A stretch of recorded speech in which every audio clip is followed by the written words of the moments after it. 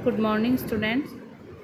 आज अपनी चर्चा का विषय गुटनिरपेक्षता, इसका अर्थ, उदय के कारण और विशेषताओं के ऊपर अपन चर्चा करेंगे। दूसरे विश्व युद्ध के बाद 1945 के बाद विश्व राजनीति में किस तरीके से गुटनिरपेक्षता का उदय हुआ, ये कैसी नीति थी, क्यों इसकी ज़रूरत पड़ी, इसके ऊपर अपन चर्चा करेंगे। नेम भी इसको बोला जाता है। सबसे पहले अपन देखते हैं इसकी पृष्ठभूमि। देखिए 1939 से लेकर 1945 तक दूसरा विश्व युद्ध चला।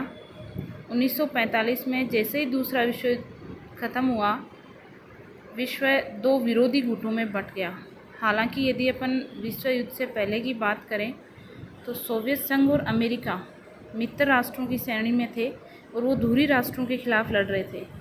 लेकिन विश्व युद्ध की समाप्ति के बाद विचारधारा के आधार पर दोनों राष्ट्रों के बीच में टकराव की स्थिति पैदा हुई और इस वजह से दोनों एक दूसरे के विरोधी बन गए।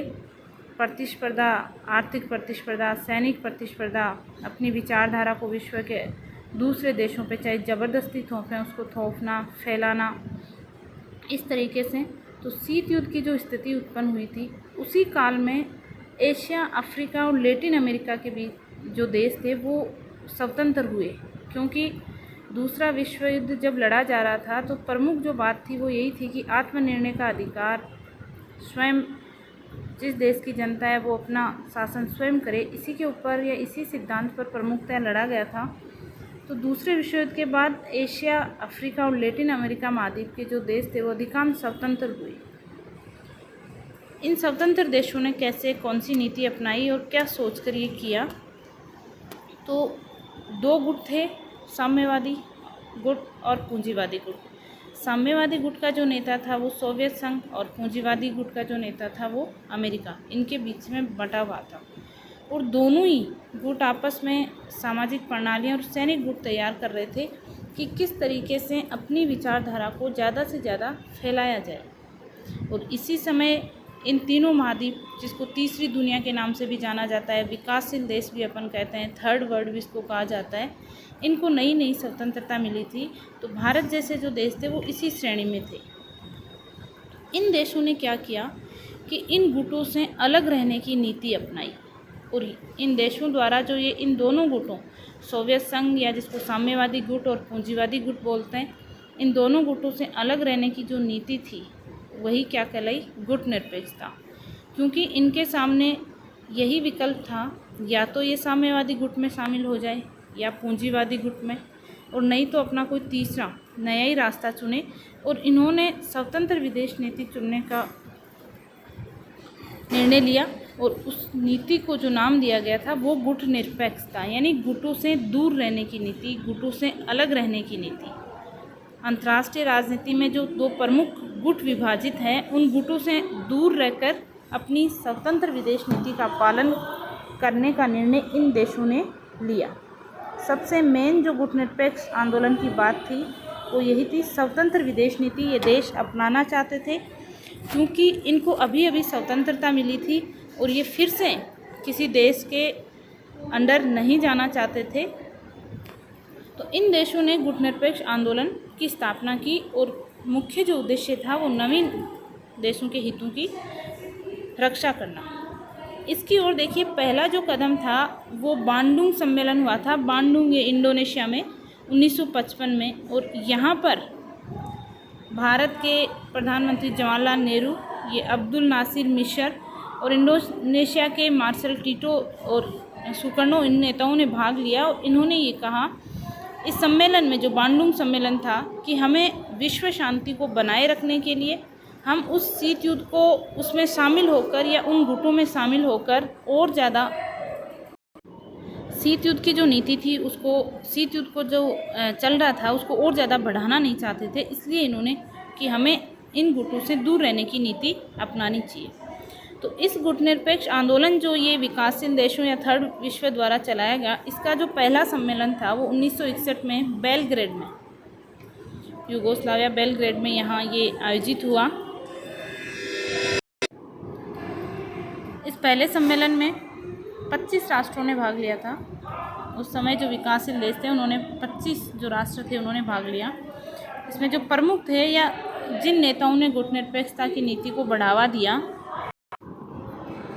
भारत के जवाहरलाल नेहरू थे, यूगोस्लाविया के राष्ट्रपति सुकर्नो, मिस्र के राष्ट्रपति कर्नल नासिर और घाना के राष्ट्रपति क्वामे नक्रुमा।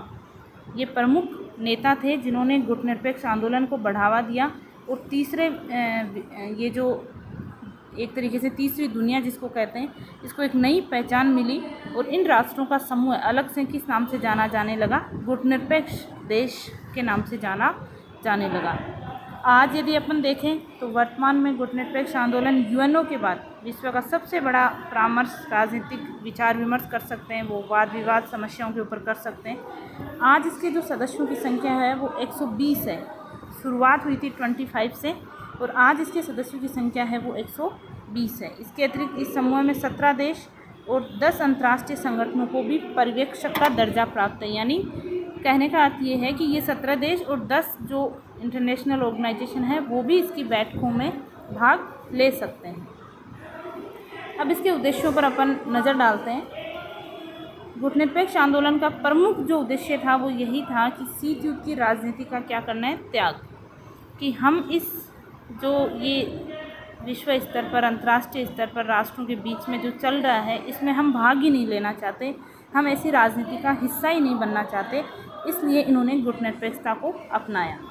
स्वतंत्र अंतर्राष्ट्रीय राजनीति का अनुसरण करना चाहते थे कि यदि एक गुट में किसी में भी शामिल हो जाते तो उस गुट के आदेशों निर्देशों का पालन इनको करना पड़ता। इसलिए इन्होंने स्वतंत्र अंतर्राष्ट्रीय राजनीति का अनुसरण किया। सैन्य गठबंधन जो भी दोनों गुटों ने नाटो, सीटो, सेंटो, वार्सा, कितने सारे गुट जो बनाए थे, इनसे ये पर्याप्त दूरी रखना चाहते थे। ये देश क्योंकि स्वयं भुक्तभोगी थे साम्राज्यवाद के, उपनिवेशवाद के, तो इसका इन्होंने खुलकर विरोध किया कि विश्व में कहीं भी इन्होंने आर्थिक साम्राज्यवाद जो नया रूप आया था, जिसको नव उपनिवेशवाद नाम दिया गया। नव उपनिवेशवाद क्या था? एक देश द्वारा दूसरे देश को आर्थिक रूप से ऋण देकर, आर्थिक रूप से सहायता देकर उसको अपने अधीन कर लेना, तो इसका भी इन्होंने विरोध किया। रंग भेद की नीति के विरुद्ध संघर्ष की निरंतरता, यानी रंग भेद यदि कहीं पर भी नस्ल के आधार पर मानव जाति के साथ दुर्व्यवहार किया जा रहा है तो उसका इन्होंने विरोध किया। और मानवाधिकारों की रक्षा के लिए ये सदैव तत्पर रहे। अब देखिए, गुटनिरपेक्ष देश कौन हो सकता है? कौन सा ऐसा देश है जो किन सिद्धांतों पर चलता है या कौन सी बातों का वह पालन करता है जिसके आधार पर अपन उसको गुटनिरपेक्ष देश कह सकते हैं। 1961 में जो बेलग्रेड सम्मेलन हुआ था उसमें 5 सिद्धांत रखे गए थे। जो राष्ट्र किसी सैनिक गुट का सदस्य नहीं हो वह क्या हो सकता है? गुटनिरपेक्ष देश या गुटनिरपेक्ष देशों नाम में वह शामिल हो सकता है। जिसकी अपनी स्वतंत्र विदेश नीति हो, किसी दूसरे देश के अधीन या उसके दबाव में आकर वो कोई निर्णय ना ले, जो किसी महाशक्ति से द्विपक्षीय समझौता ना करता हो। ये द्विपक्षीय समझौता भी प्रमुखतः वो था कि कोई किसी प्रकार की कोई सैनिक संधि नहीं करता हो। जो अपने क्षेत्र में किसी महाशक्ति को सैनिक अड्डा बनाने की अनुमति नहीं देता हो, वह राष्ट्र क्या हो सकता है? गुटनिरपेक्ष राष्ट्र हो सकता है। सैनिक अड्डा यानी अपने यहाँ किसी महाशक्ति को बंदरगाह है, सैन्य बंदरगाह है, उसकी बनाने की अनुमति नहीं देता हो और उपनिवेशवाद का क्या करता हो? विरोध करता हो। तो जो राष्ट्र इन 5 सिद्धांतों का पालन करता है वह राष्ट्र क्या कहलाएगा? गुटनिरपेक्ष देश, और वह गुटनिरपेक्ष राष्ट्रों की श्रेणी में शामिल हो सकता था। अब अपन देखते हैं गुटनिरपेक्ष आंदोलन के उदय के कारण। क्या कारण थे कि पहले से ही 2 विचारधाराएं विश्व में प्रचलित थी, साम्यवाद, पूंजीवाद। फिर इन्होंने गुटनिरपेक्ष नीति का पालन क्यों किया? हालांकि थोड़ा बहुत आपके अभी तक समझ में आ चुका होगा, फिर भी अपन इसके उदय के कारण देखते हैं। साम्राज्यवाद और उपनिवेशवाद का भय था। कारण ये था क्योंकि ये देश इन्हीं 2 जो विश्व की सबसे बड़ी समस्या थी, इन्हीं दोनों समस्याओं से ये पीड़ित थे और इनको छुटकारा भी इन बीमारियों से अभी मिला था। 1945 के बाद 46, 47 जैसे भारत 1947 में आज़ाद हुआ, तो ये वापस से इस साम्राज्यवाद और उपनिवेशवाद जैसी स्थिति में नहीं जाना चाहते थे, क्योंकि अपन यदि देखें तो उस समय के जो दोनों गुटों का नेतृत्व करने वाले देश है, अमेरिका है, सोवियत संघ या उनके जो भी राष्ट्र थे, ये सारे साम्राज्यवाद और उपनिवेशवाद के क्या रहे थे, प्रणेता। और ये तृतीय विश्व के देश इनको भुगत चुके थे। इनको पता था कि यदि अपन इन दोनों गुटों में किसी भी गुट में शामिल होते हैं तो शामिल होने का मतलब था कि दोबारा से अपन उसी प्रक्रिया से अपने को गुजरना पड़ेगा और इनकी जो स्वतंत्रता है वो क्या हो जाएगी, खतरे में पड़ जाएगी। इसलिए इन्होंने गुटनिरपेक्ष स्वतंत्रता को बचाकर आत्मरक्षा के लिए गुटनिरपेक्षता की नीति अपनाई। दूसरा, यदि अपन इसके उदय का कारण देखें तो वह है शीत युद्ध का वातावरण। दोनों ही देशों के बीच में, अमेरिका और सोवियत संघ के बीच में युद्ध जैसी स्थिति थी। हालांकि व्यवहार में वह युद्ध नहीं था, लेकिन युद्ध जैसी स्थिति थी। तीसरे विश्व के ये जो देश थे, ये इस तनाव को और ज़्यादा नहीं बढ़ाना चाहते थे, क्योंकि पहले से ही दोनों महाशक्तियों में तनाव इतना अधिक बढ़ गया था कि विश्व को ऐसा लग रहा था कि 2 विश्व युद्ध अपन झेल चुके हैं और तीसरा जो विश्व युद्ध है वो भी क्या है, शुरू होने वाला है। तो इन्होंने एक तरीके से जिम्मेदारीपूर्ण या उत्तरदायित्वपूर्ण कार्य करते हुए अपने आप को इस वातावरण से अलग रखा और इसके बढ़ाने में सहयोग नहीं दिया, ताकि इस तनाव को क्या किया जा सके, कम किया जा सके। तीसरा, यदि अपन उदय का कारण देखें तो स्वतंत्र विदेश नीति की इच्छा। ये देश पहले से ही, जैसे भारत का ही अपन उदाहरण लें तो भारत पर ब्रिटेन का अधिकार था। 1947 से पहले भारत की जो विदेश नीति थी वो ब्रिटेन संचालित करता था। ब्रिटेन दूसरे देशों के साथ कैसे संबंध बनाए रखना चाहता है, कैसे नहीं रखना चाहता है।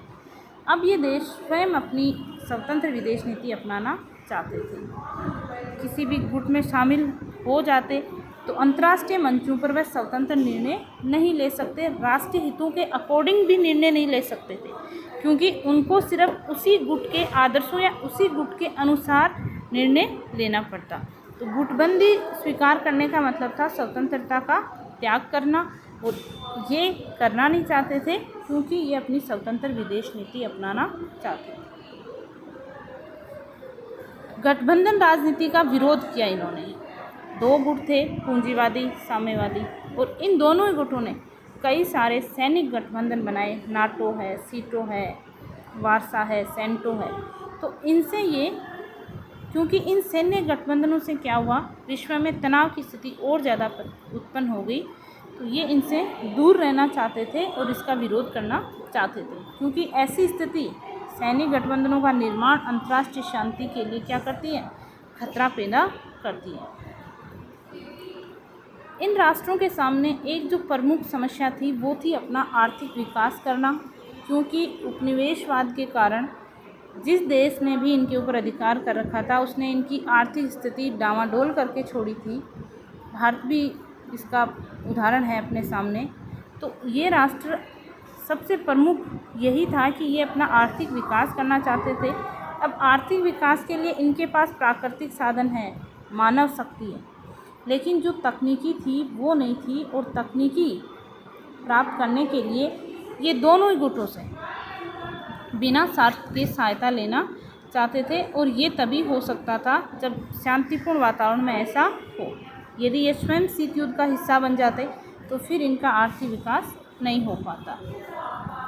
इस वजह से अंतर्राष्ट्रीय राजनीति में ये गुटनिरपेक्ष आंदोलन का उदय हुआ, और विश्व के सामने एक तीसरा ही गुट, इसको अपन नहीं कहेंगे क्योंकि ये कोई उदासीनता नहीं थी, तटस्थता नहीं थी। ये इसकी जो प्रमुख विशेषता थी वो यही थी, स्वतंत्र विदेश नीति का पालन।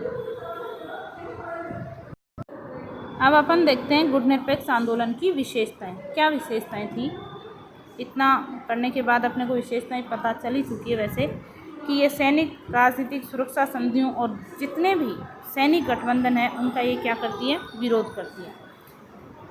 कारण क्या है, गुटनिरपेक्ष आंदोलन के जो समर्थक थे या कर्णधार थे या जो ये देश है, इनका मानना है कि सैनिक गठबंधन क्या करते हैं, साम्राज्यवाद को बढ़ावा देते हैं, युद्ध को बढ़ावा देते हैं। कैसे साम्राज्यवाद को कैसे बढ़ावा देते हैं, क्योंकि सैन्य अपने गठबंधन में, जैसे नाटो है, तो उसने दूसरे देशों को नाटो में शामिल करने के लिए आर्थिक रूप से सहायता दी, आपने उनको सहायता दी है लेकिन अपने ऊपर क्या बना लिया है, निर्भर बना लिया है, डिपेंड बना लिया है। तो ये साम्राज्यवाद, नव उपनिवेशवाद को क्या देते हैं, बढ़ावा, और इससे विश्व शांति भंग होती है। दूसरा, गुटनिरपेक्षता शीत युद्ध का विरोध करती है, क्योंकि शीत युद्ध न होते हुए भी अंतर्राष्ट्रीय जो राजनीति थी उसमें इतना ज़्यादा तनाव पैदा कर दिया था कि ये लग रहा था कि कभी भी तीसरा विश्व युद्ध हो सकता है। तो इन तनावों को दूर करने की ये नीति है, और प्रयास भी इसका यही रहा कि शीत युद्ध की जो स्थिति है उसको कम किया जाए, उसमें तनाव शिथिल्य लाया जाए। तीसरी जो इसकी विशेषता, ये स्वतंत्र विदेश नीति का पालन करने में विश्वास करती है, क्योंकि गुटबंदियाँ चाहे वो कैसी भी हो, राष्ट्रीय हितों के लिए क्या मानी जाती है, हानिकारक।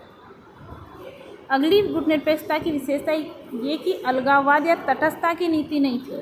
देखिए, जैसा कि नेहरू जी ने अपने भाषण में कहा था कि यदि विश्व में जहाँ कहीं भी अन्याय होगा, हम न तो चुप बैठेंगे और न ही उसको सहन करेंगे, बल्कि हम उसका क्या करेंगे, विरोध करेंगे। यानी ये नीति स्वतंत्र रूप से विश्व की जो भी घटना है उसके ऊपर उचित और अनुचित के आधार पर निर्णय लेने की पक्षधर रही है, कि वह जो घटना है सही है या गलत, उस आधार पर ये निर्णय लेने की पक्ष में रही है। ये तटस्थता की नीति नहीं है। अलगाववाद यानी विश्व की समस्याओं से हमें कोई लेना देना नहीं है, क्या हो रहा है ये ऐसी नीति नहीं है, बल्कि अंतर्राष्ट्रीय समस्याओं के प्रति क्या जागरूक रहने और उन समस्याओं के समाधान के लिए सहयोग देने की नीति। इसके अलावा गुटनिरपेक्षता शांतिपूर्ण सहअस्तित्व और आपसी सहयोग की नीति है। ये शक्ति के किसी भी रूप का क्या करती है, खंडन करती है, विरोध करती है, और गुटनिरपेक्ष देशों का मानना है कि अंतर्राष्ट्रीय जो समस्याएं हैं उनका समाधान शांतिपूर्ण ढंग से होना चाहिए। फिर देखिए, ये राष्ट्रीय हितों को प्राप्त करने का कूटनीतिक साधन नहीं है, यानी ये अवसर का फ़ायदा नहीं उठाती। ये युद्ध के लाभ उठाने की किसी भी अवसर का क्या करती है, विरोध। इसका अर्थ ये हुआ कि ये सकारात्मक गतिशील नीति है, ये विदेशों के साथ अच्छे संबंध बनाएगी और फिर राष्ट्रीय हितों की प्राप्ति के ऊपर बल देगी, किसी प्रकार की कूटनीति का ये सहारा नहीं लेती। इस प्रकार गुटनिरपेक्ष आंदोलन के या गुटनिरपेक्षता की नीति की ये विशेषताएं हैं। इसके अगले लेक्चर में अपन इसके प्रमुख शिखर सम्मेलन और वर्तमान में इसकी क्या प्रासंगिकता है, जितने इसके शिखर सम्मेलन हो चुके हैं 25 से बढ़कर इसकी जो सदस्य संख्या है वो 120 हो चुकी है, तो इसकी वर्तमान में क्या प्रासंगिकता है इसके ऊपर अपन चर्चा करेंगे। धन्यवाद।